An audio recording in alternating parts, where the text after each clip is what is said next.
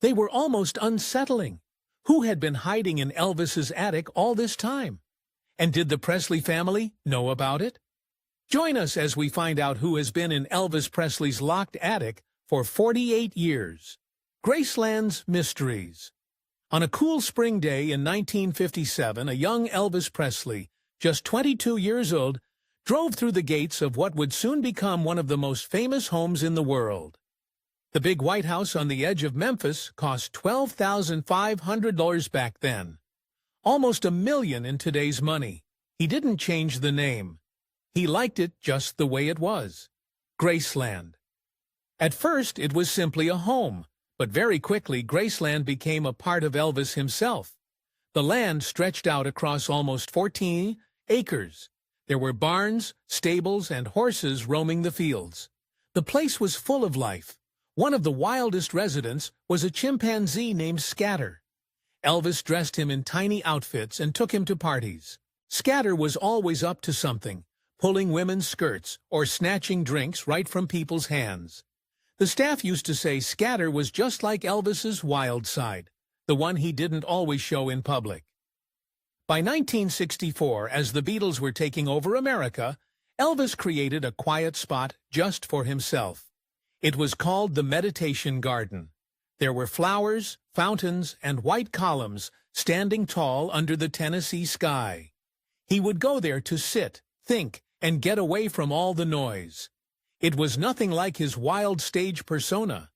This was the Elvis most people never got to see. Peaceful, quiet, thoughtful. While the garden showed his calm side, other parts of Graceland were more playful and flashy. One room, called the Jungle Room, had green shag carpet on the floor. And even on the walls, the furniture looked like something from a faraway island. Down in the basement, he had a TV room where he could watch 3 shows at once. That was a big deal in the 1960s. Over in the racquetball building, a piano stood where Elvis played his last songs just hours before he passed away.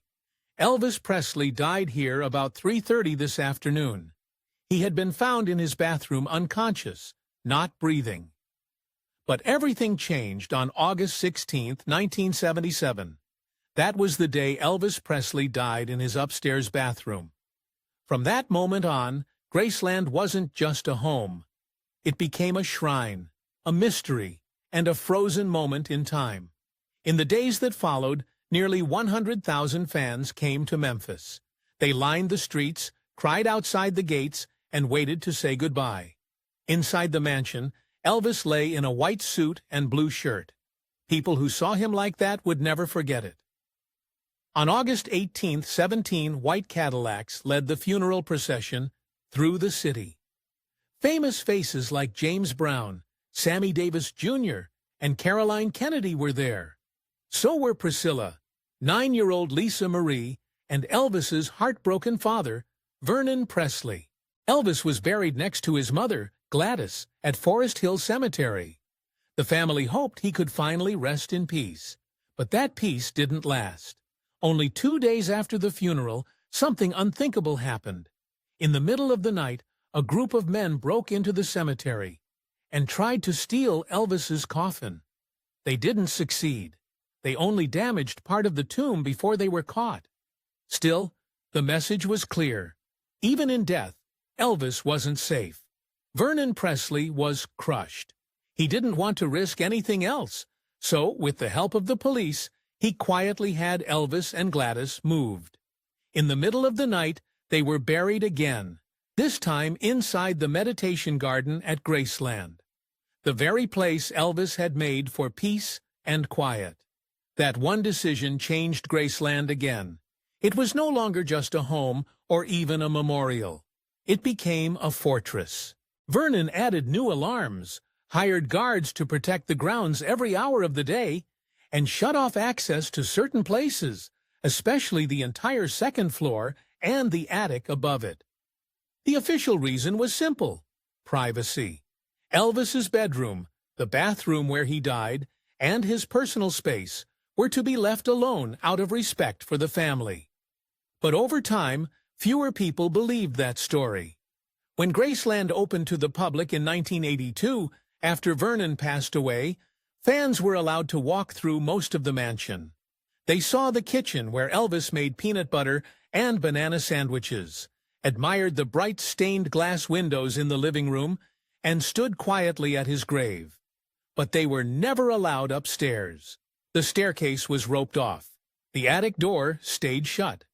Even world leaders weren't allowed to go up there. Tour guides always gave the same answer. The upstairs is private, out of respect for the family. And that's how it stayed for 48 years.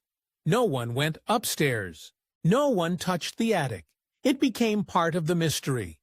Tourists would stare at the glittering gold records and rhinestone jumpsuits, but they always looked up, wondering what secrets were hidden just above them. But while the locked attic kept physical secrets out of reach, something even more unsettling was hiding in plain sight. The real story of how the king of rock and roll died. What did Elvis's doctor know that the rest of America didn't? The King Falls. On August 16, 1977, Graceland went quiet.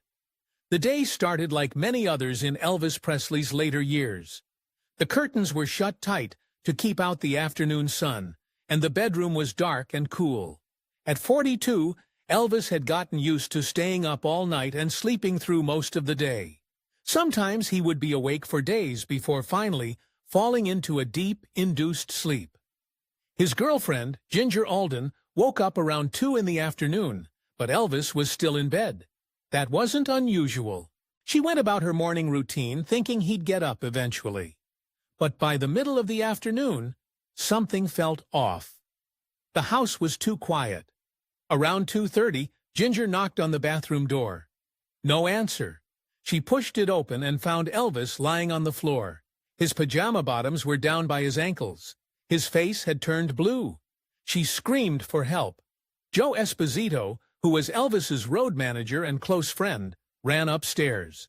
He started doing CPR right away, while someone else called an ambulance. The paramedics showed up in just a few minutes. They kept trying to bring him back while racing toward Baptist Memorial Hospital, sirens blaring through the hot Memphis streets. Doctors did everything they could, but by 3:30, they said Elvis Presley was dead. The news hit hard. Radio stations cut into their regular programs. Fans broke down in tears. How could the king, only 42 years old, be gone just like that? That same evening, Dr. Jerry Francisco, the medical examiner on the case, stood in front of reporters. He gave a short, clear answer. Elvis had died of cardiac arrhythmia. His heart just stopped beating. Natural causes, he said. End of story. But something didn't feel right. And back in 1977, people could tell Elvis had changed a lot. The slim, energetic star had gained a lot of weight, almost 260 pounds. His performances were hit or miss.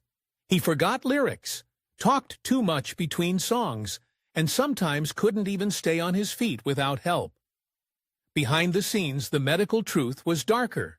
The autopsy showed signs of years of harmful substance use, a heart that was too big, a swollen liver, and damage to his body that fit with long-term use of prescription substance. The toxicology report, which came later, showed what Dr. Francisco hadn't mentioned. Elvis's blood had high levels of powerful medications like beep and beep, just to name a few. So why did Dr. Francisco lie?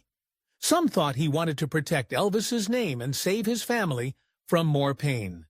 Others believed it was bigger than that, a cover-up to protect not just Elvis, but also the doctors who had kept giving him substance. That's where Dr. George Nicopolis comes in.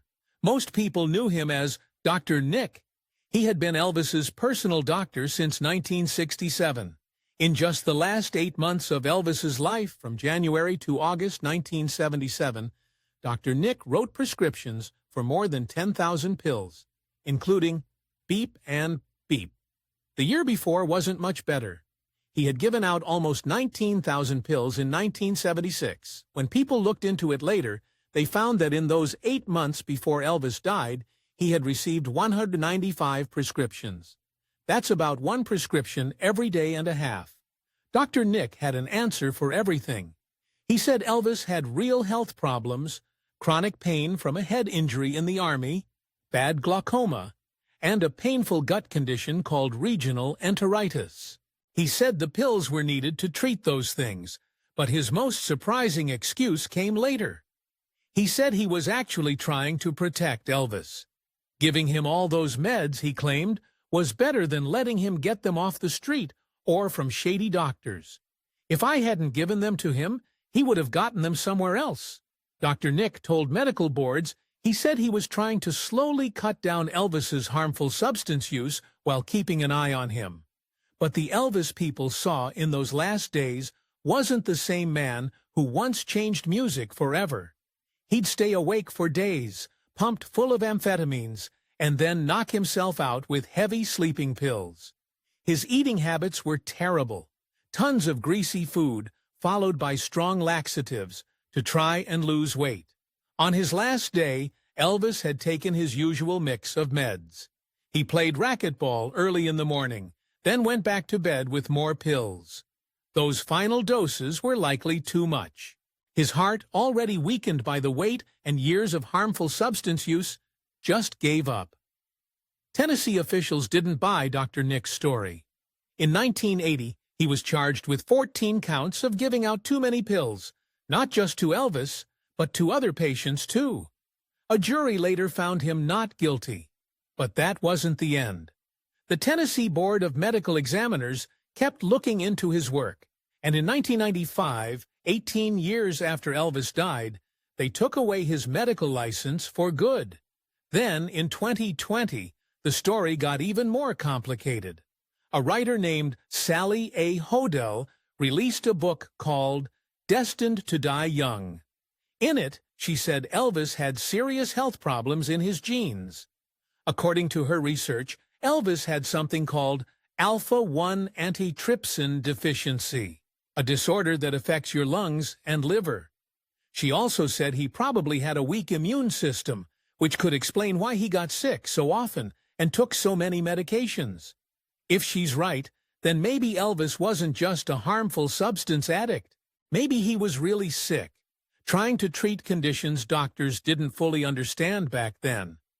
His trips to the hospital weren't just for pills. They might have been real emergencies.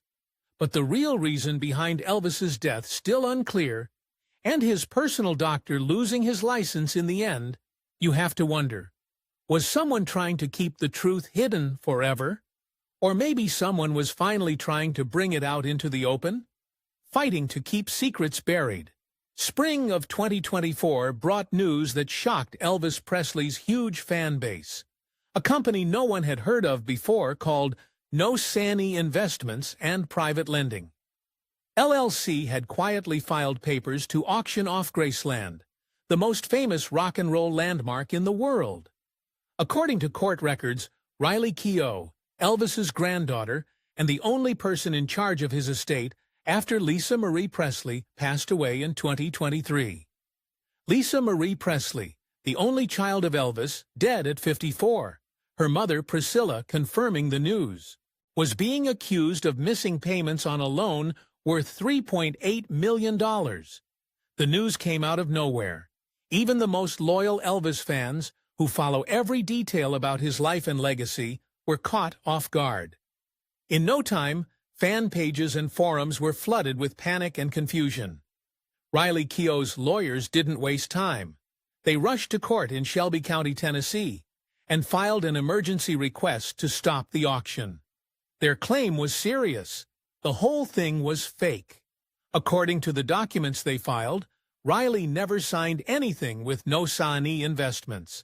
The signatures looked forged, like someone had faked her name just to take over Graceland. But time was running out. The auction date had already been set. If Riley's team couldn't get the court to step in fast, Graceland would be sold off in just a few days. And that meant everything inside. Elvis's personal things, his rare recordings, and even those rooms upstairs that no one was ever allowed to enter would be in the hands of total strangers. Then, just one day before the auction was supposed to happen, a judge in Tennessee gave his decision. He stopped the sale right away.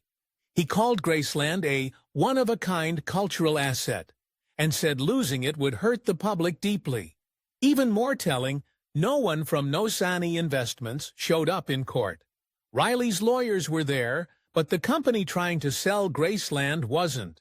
So the judge's decision went through without anyone challenging it. Graceland stayed in Presley hands. This wasn't the first time Graceland had drawn this kind of strange attention. Since Elvis died back in 1977, the house had become the center of one of the weirdest ideas in celebrity history: that Elvis Presley never really died. The first so-called sighting of Elvis came just hours after his death was announced. A man who looked just like him and called himself John Burroughs, a name Elvis actually used when he traveled, supposedly bought a one-way plane ticket to Buenos Aires at the Memphis airport. The witness said he was a heavier version of Elvis, wearing a white suit and sunglasses, even though it was late at night. Then, about 2 weeks later, a woman in Michigan said Elvis served her at a Burger King in Kalamazoo. She said she knew it was him the moment he asked if she wanted extra cheese. His voice was that familiar. Most people would have expected stories like these to die down, but they didn't. They just kept coming. By 1979, there were hundreds of reports across the country. Elvis was seen pumping gas in Oklahoma. Elvis is shopping in a Missouri grocery store. Elvis at a Nashville concert wearing a fake beard. The stories became so popular that in 1988, the tabloid Weekly World News created a regular section called Elvis Watch just to keep track of all the sightings. Over time, the theories became even wilder. Some said Elvis helped the FBI go after organized crime and then entered the Witness Protection Program. Others believed he faked his death to escape the stress of being so famous. One rumor even claimed he had cancer and wanted to die in peace without the world watching. The people who believed these theories pointed to strange things about his funeral. They said his coffin weighed 900 pounds, way too heavy. They also wondered why the family chose a closed casket after already having a public viewing. And most famously, they noticed something odd on his gravestone. His middle name was spelled Aaron instead of Aaron. The family would never get that wrong, they said, unless Elvis wasn't actually in the grave. Then came the internet. In the early 2000s, entire websites popped up just to prove Elvis was still alive. YouTube videos tried to match his voice with a preacher named Bob Joyce, someone whose singing sounded uncannily like the king himself. Even now in 2025, nearly 50 years later, online groups still argue about where Elvis might be. Some think he's living in a quiet town, using a different name. Others believe he still visits Graceland now and then, dressed up so no one will recognize him. For the Presley family, these theories have always been tricky. If they push back too hard, they seem like they're hiding something. If they say nothing, the rumors grow even crazier. But all these theories cover up something far more serious. Elvis didn't need to die when he did. His death could have been prevented if the people around him had cared more about his health than his money. But the wild stories about him still being alive let those people off the hook. So once the sale was stopped, Riley made a bold move. Riley Keough finally did what no one in her family ever had. She permitted to open the off-limits attic. What had been hidden up there for almost 50 years? The attic unlocked. On a cold morning in January 2025, a small group of archivists wearing white gloves climbed the narrow stairs that led up to the attic at Graceland. Their footsteps echoed in the empty space. No one had been up there since August 1977. The air was thick with dust, untouched for almost 50 years. But high above them, behind a locked door, one part of the mansion remained untouched, sealed like a time capsule. No one dared open. A single bare bulb lit up the lock as the lead archivist gently turned an old brass key that had stayed in the Presley family since Elvis passed away. The door creaked open like it had been holding back years of waiting. As the lights spilled in for the first time in nearly half a century, everyone went quiet. This wasn't just a dusty old storage space. It looked like a carefully kept time capsule.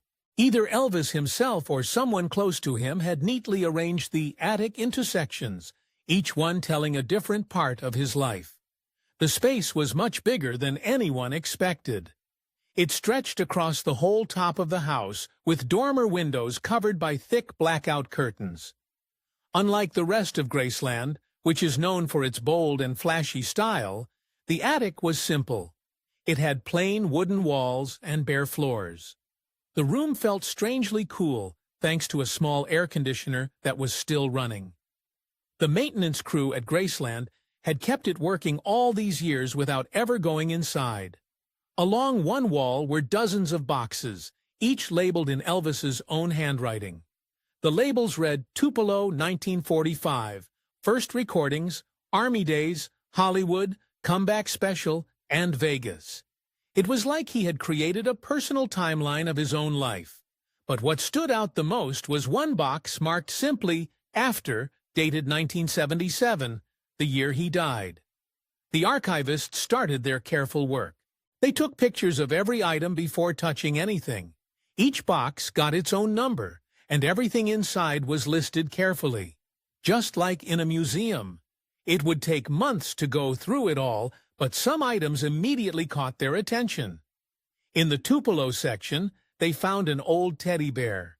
It was missing one eye and had several patches. This wasn't a souvenir or a fan gift. Family records said this was Bear, Elvis's favorite toy from when he was a kid growing up poor. His mother, Gladys, had sewn the patches using bits of her own clothes. You could still see the faded flower patterns on its chest and arms. When Elvis's father, Vernon, went to jail in 1938 for writing bad checks, it left Gladys and little Elvis almost broke. During those scary months, Bear was Elvis's closest friend. In the Army Days section, they found a Bible that had been read so many times its spine was held together with electrical tape. This wasn't just any Bible, it had belonged to Gladys Presley. She gave it to Elvis when he joined the Army in 1958. Inside the front cover, she had written a message telling him to keep his faith during his service. Throughout the pages, Elvis had underlined verses and scribbled notes, questions, thoughts, and little prayers. One of the last entries was from August 1977, just days before he died. He had marked Psalm 23. One of the most touching discoveries was a leather-bound yearbook from Hume's High School in Memphis. Elvis didn't usually sign classmates' books. He was shy and often teased for his clothes and odd style. But this one was full of signatures and notes. Classmates had written messages to him, many encouraging. One note said, "Keep singing, Elvis, you're going places." The Hollywood section showed a different side of Elvis, his struggle with fame. A leather jacket made just for his role in Jailhouse Rock had a small handwritten note in one pocket. It said, "Wear this when you need to disappear." Elvis had often said he felt stuck in his role as a celebrity and couldn't live a normal life. This jacket seemed like something he wore when he wanted to blend in, just enough to escape for a little while. Next to the movie items was a stack of books. These weren't what most people would expect from Elvis. They were about Eastern beliefs, religion, and big questions about life and what happens after we die. Many of them had underlines and notes in the margins. It showed a man searching deeply for answers far beyond the gospel-singing image most people knew. In the Vegas section, the archivists came across something that stopped them in their tracks. A doctor's report from 1974 marked confidential. The full contents are still sealed until the family reviews them. But the cover mentioned heart problems and said Elvis needed to make big lifestyle changes. Still, he kept performing for 3 more years after that. Lisa Marie Presley had known what was in the attic, but chose to respect her dad's wish to keep it private during her life.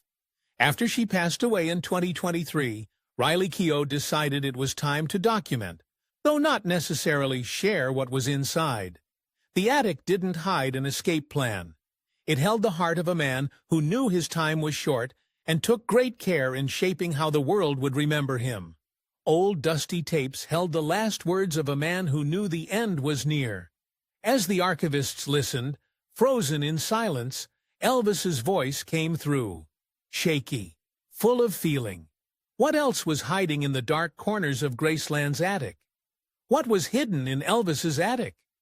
When a team of archivists finally opened the door to Elvis Presley's locked attic in the year 2025, it felt like stepping into a time machine. Everything inside had been untouched since August of 1977. The air was thick with silence, like it had been holding its breath for almost 50 years. But what they found wasn't just old stuff. It felt like pieces of a man the world thought it already knew. One of the most surprising discoveries was a stack of reel-to-reel tapes labeled in plain handwriting. Practice Sessions, 1976. These weren't the polished songs people were used to hearing. They weren't meant for anyone else. It was just Elvis alone trying things out. You could hear him mixing gospel, blues, and even some early electronic sounds. It was clear he was still playing with ideas, exploring directions no one ever saw him go. But then came the moment that made the room go completely quiet. It was a version of Unchained Melody, stripped down to just his voice. No music, no instruments. His voice was shaky, full of emotion. It was recorded just months before he died, and it didn't sound perfect, but that's what made it so powerful. One music expert later said it felt like he was facing his own death through the song. Every crack in his voice told you he wasn't just performing. He was feeling every word. As they kept digging, they found things way more personal than glittery stage outfits. Scribbled lyrics on napkins, hotel stationery, and notebook pages. Some had lines crossed out. Others had tiny notes to himself. One sheet even had different lyrics to Suspicious Minds that never made it to the final version. It gave a real peek into how his mind worked. But maybe the saddest thing was the pile of unopened fan letters, still sealed, just like they were when they arrived. There were letters from soldiers thanking him for lifting their spirits. Families shared stories of how his music got them through tough times. Young musicians asked for advice. One letter, postmarked 1976, begged him to take a break from touring and look after his health. It was never opened. Maybe if it had been, things could have turned out differently. Together, these attic finds told a deeper story than any biography ever had. They showed a man full of talent and pain. Someone who made history but also saved old childhood toys. A man who took time to read letters from fans even while struggling with his own problems. A man trying out bold new music even while his health was failing. For many fans, these discoveries gave them a sense of peace. The things he left behind weren't random junk. They were kept on purpose. It was like he wanted them to stay right there at Graceland. But not everyone felt closure. Some felt the mystery only grew. Why were these deeply personal things hidden for nearly 5 decades? What else might still be locked away? Could there be more to Elvis's story that no one has uncovered yet? In 2018, Elvis was given the Presidential Medal of Freedom.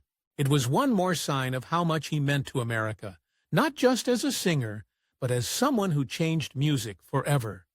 But maybe his real legacy isn't in the awards or records. Maybe it's in those attic boxes where behind the gold trophies and flashy costumes was a man people are still trying to understand. Thank you for watching. Like, comment, and subscribe. Also, check out another interesting video by clicking on the video shown on your screen. See you on the other side.